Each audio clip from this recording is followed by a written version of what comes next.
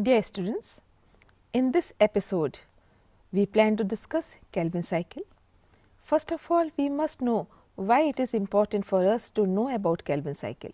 In previous episodes, we have discussed about photosynthesis, different aspects of photosynthesis, and we know photosynthesis helps us in getting rid of carbon dioxide in the environment and getting oxygen from it. Is it the only purpose of photosynthesis? We had been telling about it, that by the process of photosynthesis, plants are able to make their food and release oxygen in the environment. So far, we have concentrated on understanding of how oxygen is produced in the process of photosynthesis. Now, it is equally important for us to know how food is synthesized in the plant by the process of photosynthesis. And that is a point where we need to understand Kelvin cycle. Kelvin cycle will explain that what are the steps which are taking place inside the plant tissue, so that carbon dioxide and water in the presence of sunlight are producing food in the form of starch or sucrose or glucose, which is being stored by the plant for their own use, and also use the same food in form of using the fruits of the tree. We can understand details of Kelvin cycle from the slide. First of all, it is a cyclical activity. Unless it was cyclical activity, the purpose could not be served. It has three major steps: carboxylation, reduction and regeneration. And without all the three steps taking place, the cycle cannot be completed and cycle cannot be recycled. The cycle should continue, means it should be recycled again and again. It begins, for the sake of understanding, it begins with carboxylation. The ribulose 1,5-biphosphate, it will undergo carboxylation. Carboxylation is the main step in Kelvin cycle. What happens in this step? It will make use of carbon dioxide, which is taken for photosynthesis, also water, and in the presence of enzyme, it will convert ribulose 1,5-biphosphate to 3-phosphoglycerate. This was carboxylation, use of carbon dioxide in Kelvin cycle. Now, this 3-phosphoglycerate, at the cost of consumption of NADPH, which was product of light reaction, and also at the cost of ATP, which was also the product of light reaction, these two are utilized in the second step called reduction, where 3-phosphoglycerate is converted to glyceraldehyde 3-phosphate.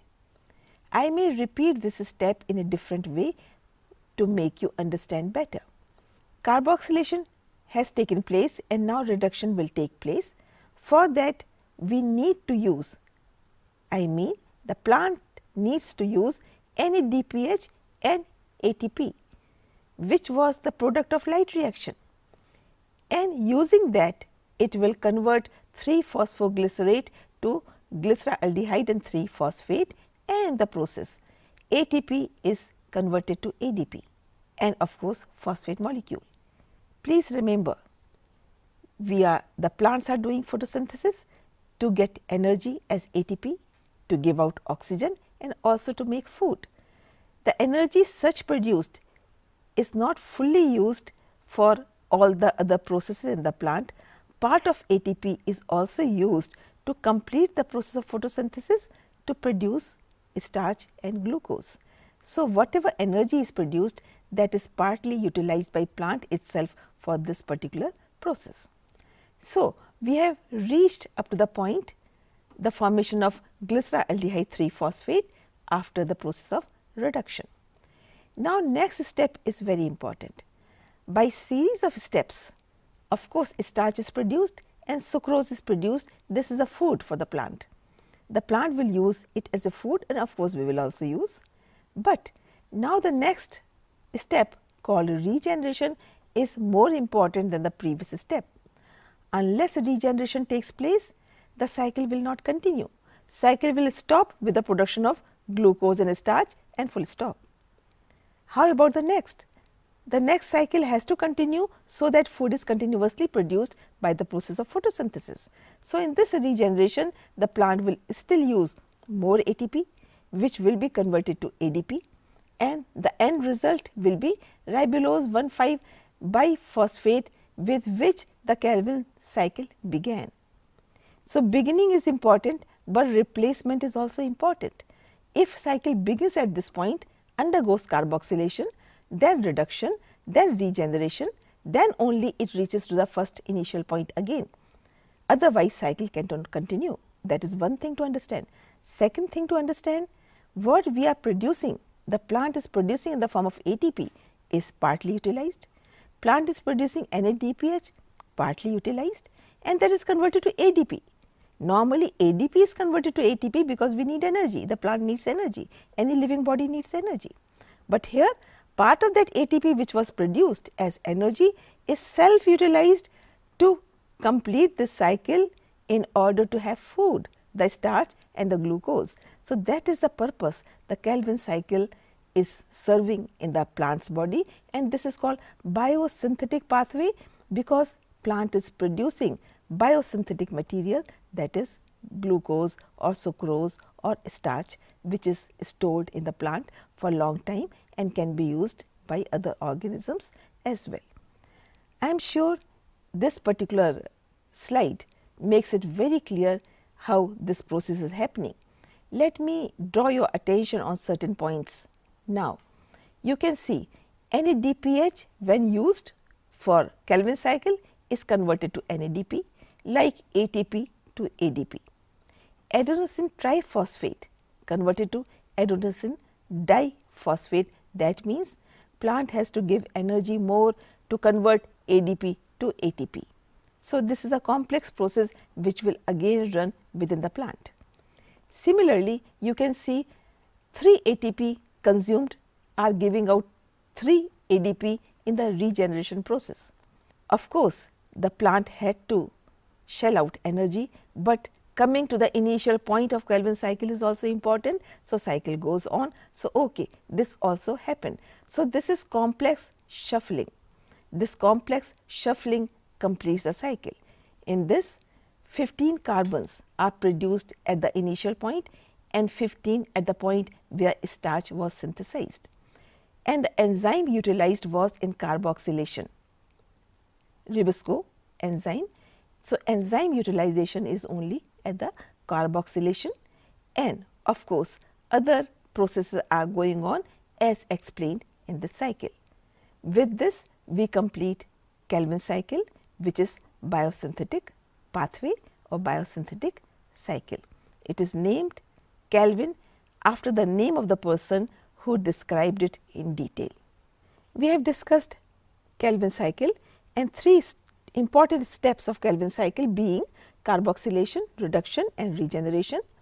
Now, I want to emphasize on the point using enzyme at carboxylation, where carbon dioxide is fixed, and that is ribosco enzyme.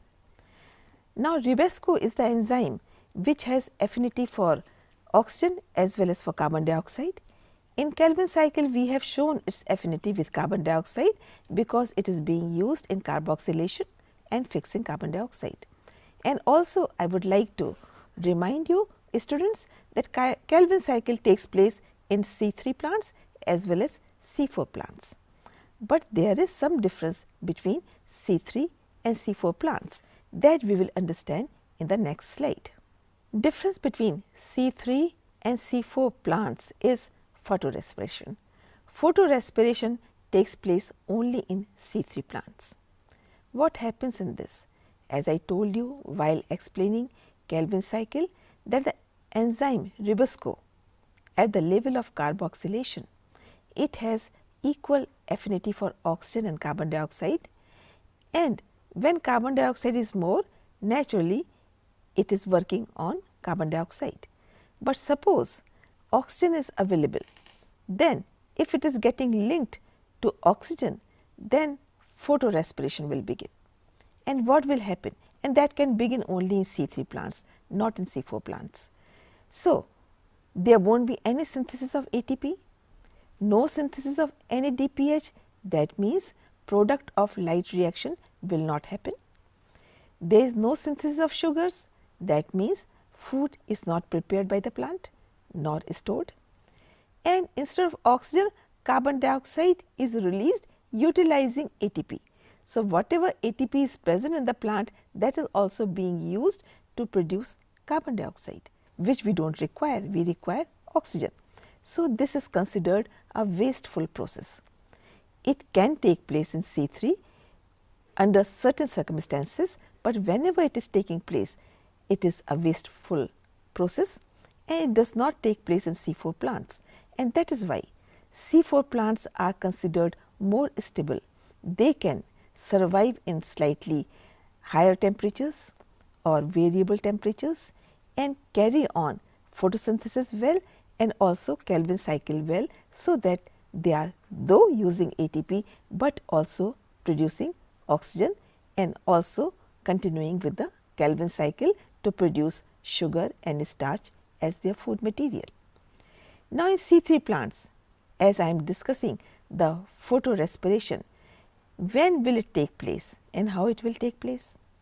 Only when the proportion between availability of oxygen and availability of carbon dioxide is such that Ribosco enzyme at the level of carboxylation gets attached to oxygen in place of carbon dioxide. And the moment that happens, carboxylation will not take place. That means, I am going to the previous slide to make you understand this. Carboxylation, the Ribosco enzyme, carbon dioxide is being used in this process of Kelvin cycle. Suppose carbon dioxide was not used, suppose it was photorespiration, then in place of CO2 there will be O2. Hence, carboxylation cannot take place. Now, the total cycle will change, all the steps will change, and instead of producing food, it will not produce food. Instead of producing oxygen, it will produce carbon dioxide and it will consume ATP to produce carbon dioxide. That means, neither carboxylation will take place nor reduction will take place and regeneration will also not take place, and Kelvin cycle will not be able to serve the purpose for what it is taking place inside the plant. So, photorespiration, which is a wasteful process, sometimes takes place in the situation where the proportion between oxygen and carbon dioxide is such that this particular enzyme, the important enzyme, the most abundant enzyme in the plant kingdom, the Ribosco, gets fixed with oxygen in place of carbon dioxide. So, students, we have discussed about Kelvin cycle, its utility and also photorespiration, and we have discussed the conditions in which these particular cycles take place. We have understood the utility of Kelvin cycle in the plant. Children, it is time for you to appreciate the efforts made by plants for us and how complicated the system is and how complicated the reactions taking place within the plant body to give us oxygen and of course food, in addition to many other things which we get from the plant. Also try to imagine, if any step is disturbed by any of the factors or man-made factors or natural factors, that means this cyclical activity will be affected, and unless cycle is completed, neither we can get oxygen properly, nor we can get food properly, nor plant can get ATP. Also, one more point which is made clear from this discussion, that whatever energy is produced by plant, at least half of it is utilized in making Kelvin cycle possible. With this, we come to the end of this session. Thank you.